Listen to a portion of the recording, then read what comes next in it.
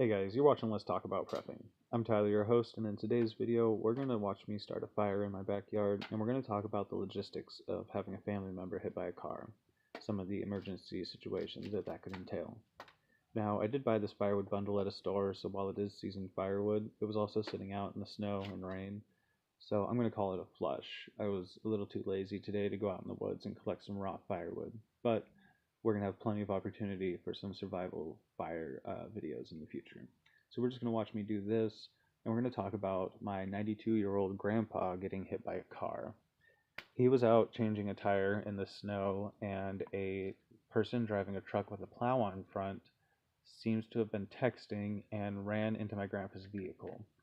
Now, we were told at first that it pushed the vehicle on top of him, but it's starting to seem more that it impacted his vehicle into him because his vehicle's been totaled, and whether or not that just means the airbags, it seems that the vehicle was pushed quite a bit, and so I'm tending to think that he was just slammed by it.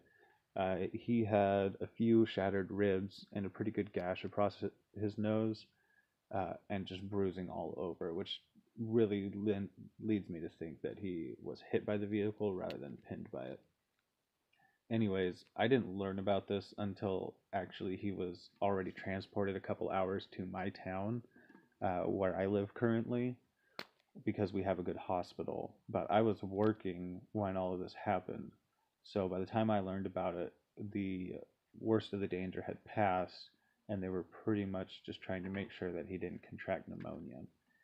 He's a pretty tough old guy. It's been about a week and a half now, and he's already walking around. He's done some stairs. They're actually going to release him to recover at home tomorrow.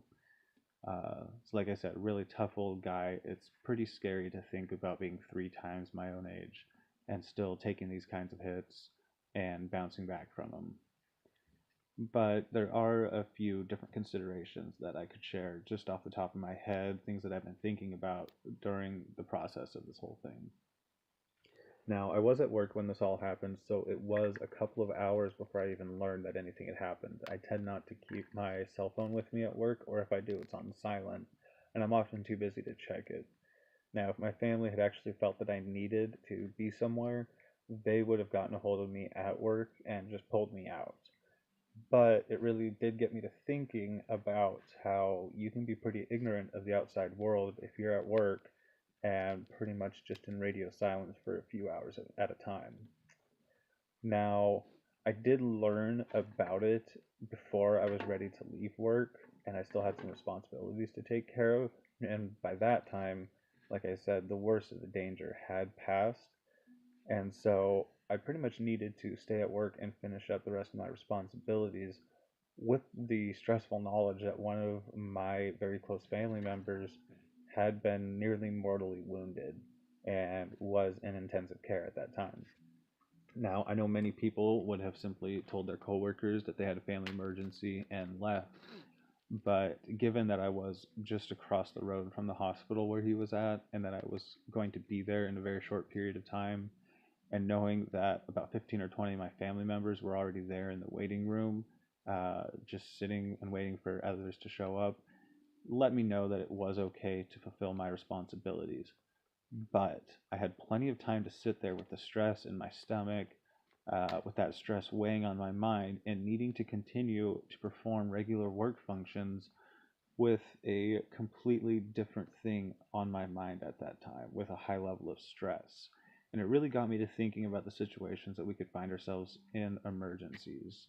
Sometimes you're going to find yourself in an extremely stressful situation, but doing something, having responsibilities that need to be taken care of, but also having people that you care about somewhere else that might need you. And that stress is a very unique kind of stress. And it's something to consider when you're thinking about your future mental state when you're responding to emergencies, that your mindset itself will be changed by the stress and the worries that you have. Now, other things that I considered while all of this was going on was the amount of family that shows up when an emergency happens. I have a pretty large family, and over the course of this incident, there were up to 20 or 25 people gathered at the few houses in this area. That means that all of these houses were at close to double their capacity sometimes. We had people switching from one house to go stay at another family member's house because we had some senior elderly family members come in who need some special care. My grandmother has been staying with us, and she has a little bit of dementia. She had a hard time remembering what had happened for the first few days of this, and that's pretty tough to have to retell somebody that their spouse has been grievously wounded in a car accident at the age of 92 when they're so used to their patterns of life that just waking up in an unfamiliar house is enough to set them back a couple days. Now, we also had to contend with grandma losing her appetite, and something that I shared that is really helpful to me whenever I have appetite problems is the breakfast essentials or ensure breakfast blends. These are breakfast meals in a drink that are very easy to get down even if you don't have an appetite. And they're the kind of thing that could really save lives if somebody basically goes into stress non-eating. And that's something that's pretty common, and it's something that we're going to see in a lot of these emergencies. So basically, the lesson for this today is start thinking about the in-between emergencies. What's going to happen if one of these large emergencies pops off and in the beginning stages of it, 25 family members show up and some of them have special health needs? What's that going to do to the preps that you have stacked? Is it going to diminish them having 4 times the amount of people that you expect? Are you going to have the small in-between things that are going to be good food items for people who can't eat your prepped food, stuff like that?